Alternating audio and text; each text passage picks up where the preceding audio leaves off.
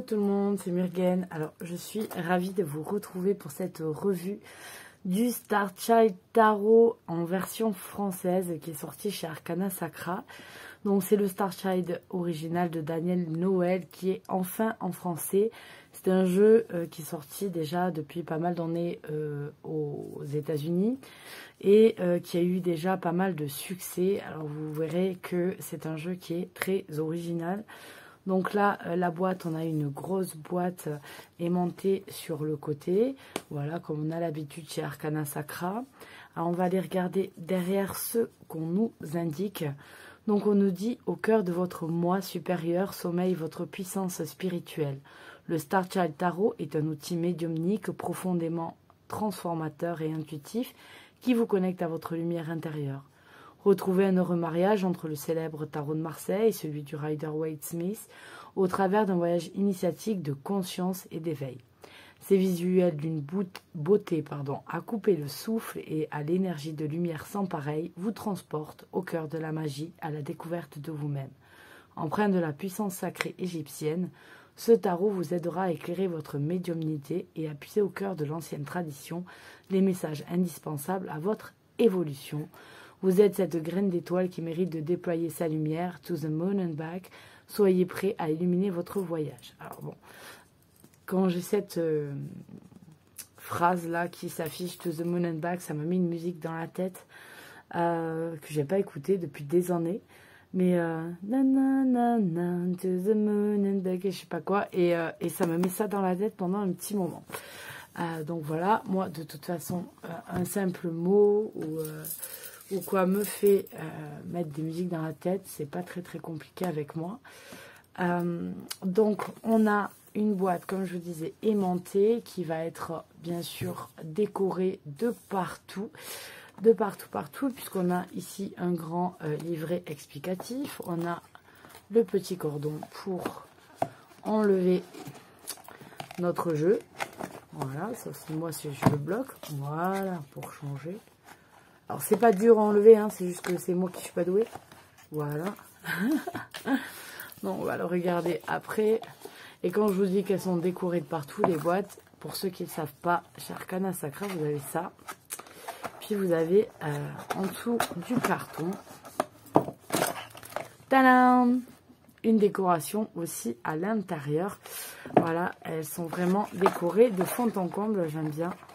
Ça joli, j'aime bien découvrir en fait ce qu'ils ont mis en dessous. C'est un peu le double fond de la boîte à bijoux quoi.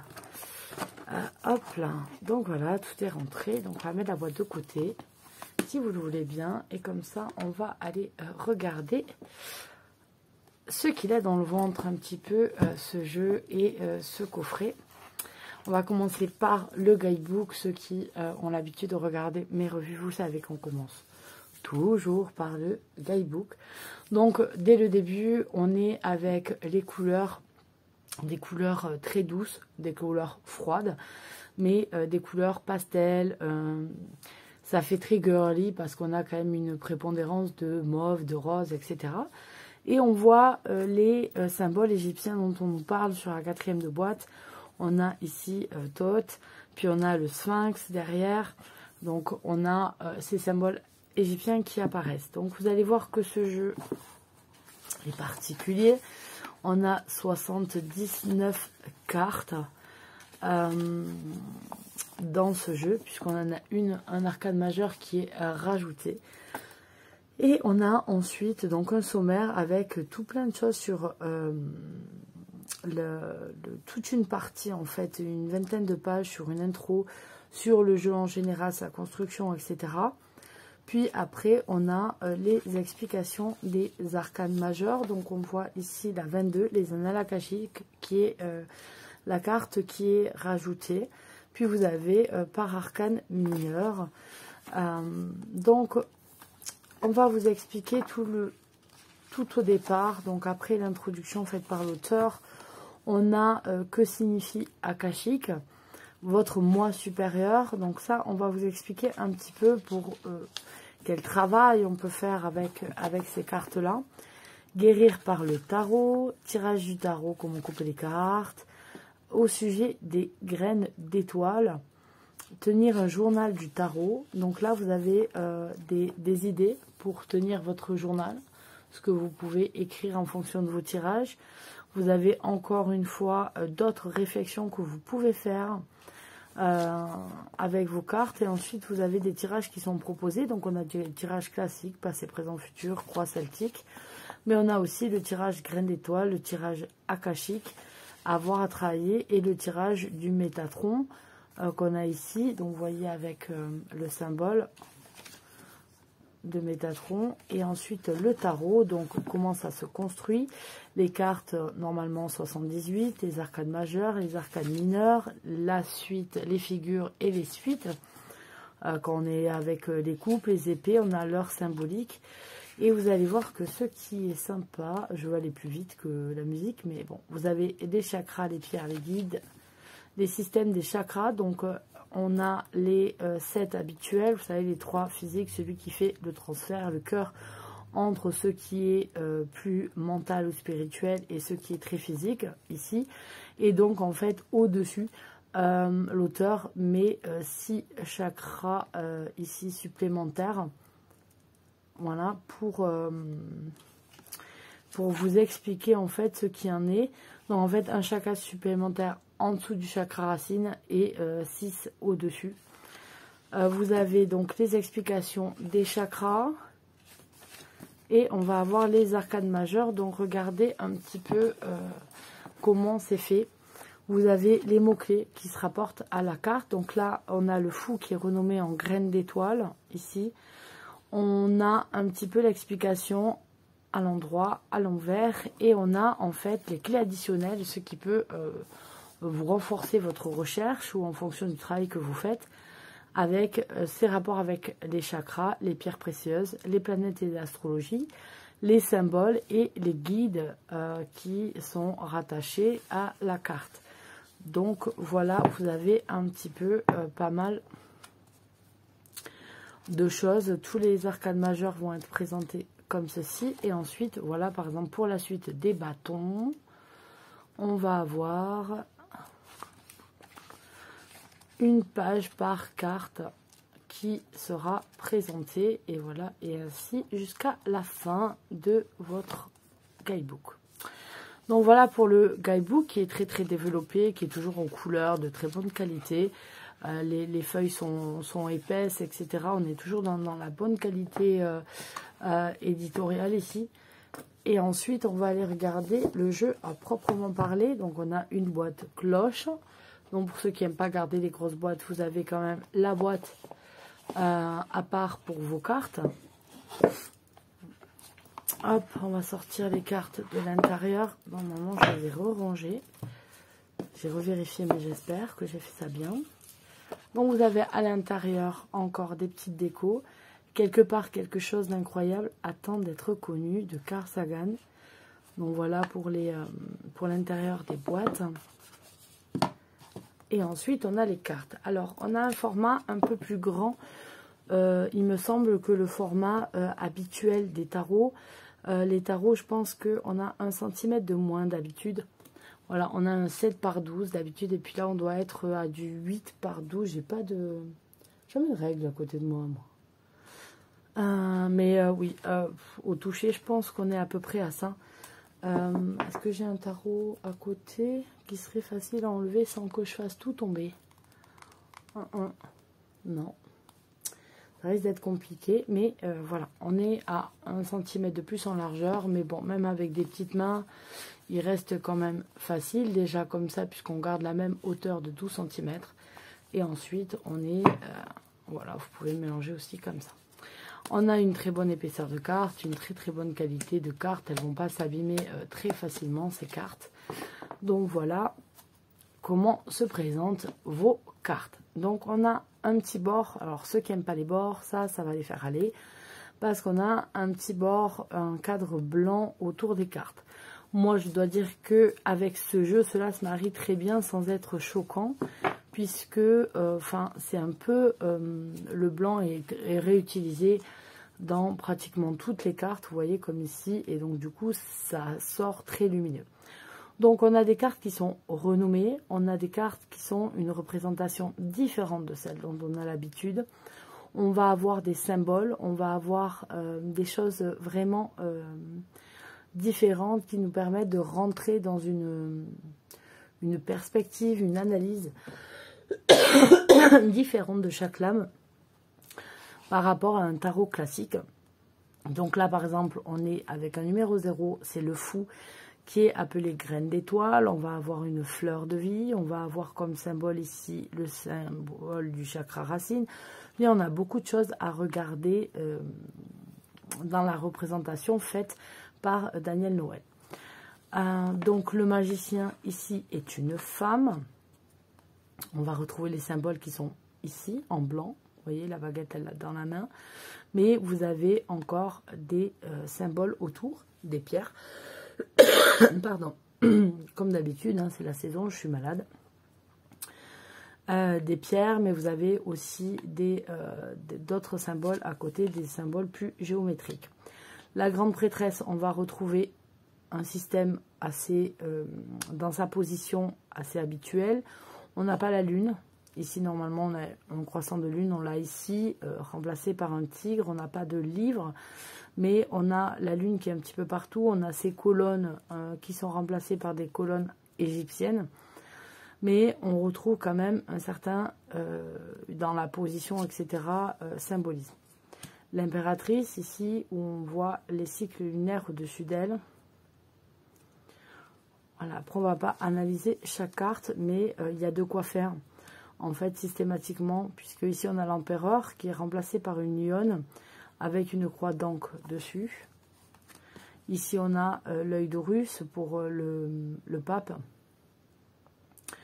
Et on a des figures féminines, des amoureux.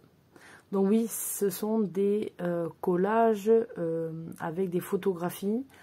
Effectivement, d'habitude, ça me bloque un petit peu. Il y a des jeux sur lesquels je suis totalement hermétique. Je trouve que ici, elles se marient assez bien. Les cartes, les illustrations sont vraiment particulières à ce jeu et ça se marie bien. Donc voilà, vous avez la justice. Elle n'a pas les yeux bandés. Elle a posé sa balance. Elle tranche en tout cas. Donc vous voyez que là, l'ermite, on a pris la sérénité à la place. La roue de fortune. La force. Donc c'est là où on dit qu'on est dans un Marseille, puisqu'on a la force qui vient après la roue de fortune et non la justice comme dans le Rider-Waite. La perspective qui est dans le pendu. Voilà, le pendu, lui, a une autre perspective. Et donc, on a pris cette notion-là. La mort est devenue la transformation. Mais vous avez ici, tout le long, en fait, la représentation du dieu des morts, Anubis, si je ne dis pas de bêtises, qui est représenté, qui amène à la pesée du cœur, la tempérance, l'oppression qui vient remplacer le diable. La tour garde son nom. L'étoile, très très jolie. La lune. Le soleil. L'éveil qui va remplacer le jugement. L'univers vient remplacer le monde. Et vous avez donc les annales akashiques qui est la carte rajoutée, qui est la carte de présentation de la boîte. Voilà, vous retrouvez les mêmes éléments.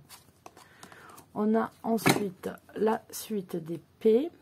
Donc vous revoyez à chaque fois la présence en fait de l'Égypte antique, 2 d'épée,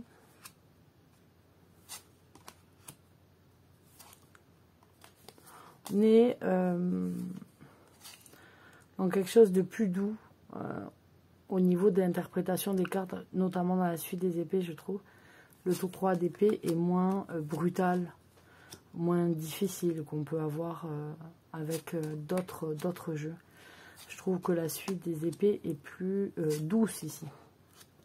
Voilà, le 8 d'épée, vous voyez bien, normalement, on a la plupart du temps une femme qui est enfermée dans un cercle d'épée. Elle est avec les yeux bandés, dans une position de soumission, Là, elle est plutôt alanguie avec des épées, avec un chemin à suivre et toujours une croix d'encre ici.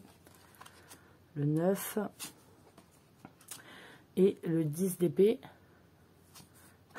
Le fameux 10 d'épée. Si tu passes par là, tu te reconnaîtras. Miss 10 d'épée. Le page d'épée. Le cavalier. Et le roi. On passe ensuite à l'as de coupe, pardon, avec les cristaux.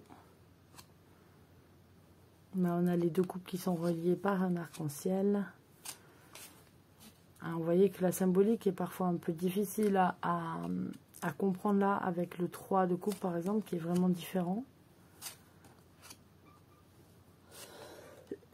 Ça couine, mais c'est m'envoler parce qu'il y a un vent de fou. Il y a un vent de fou chez moi.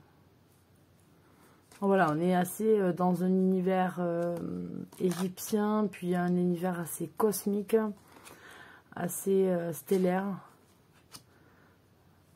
On a en représentation, quoi. On a quelques animaux. As de cristaux qui vient remplacer les deniers ici. On a quelques hommes, très peu, représentés. Pardon. 7 de cristaux, très joli.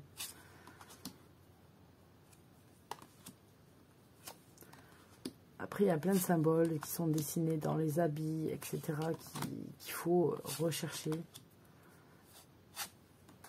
On passe au bâton. Très joli, ça.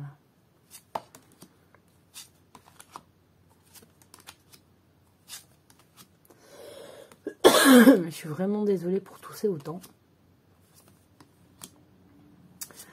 Et on a les cartes de cours ici. Donc voilà pour ce fabuleux Starchild qui est enfin en français. Je sais bien qu'il y en a plein qui l'avaient par dépit acheté en anglais parce que depuis le temps, etc. Et ben voilà, il est enfin là en anglais.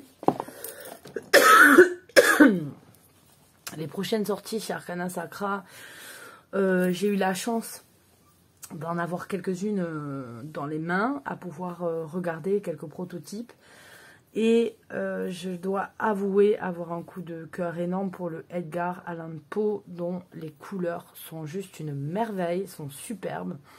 Donc vivement qu'il soit là, je souhaite de tout cœur qu'on puisse l'avoir sous le sapin cette année, mais avec les problèmes de la situation mondiale, en fait, épidémique, entre le manque de papier, le manque de fournisseurs, le manque... tout ça, il y a beaucoup de retard, donc voilà, on croise les doigts très très fort. Je vous fais à tous de gros bisous et je vous dis à très bientôt, bye bye.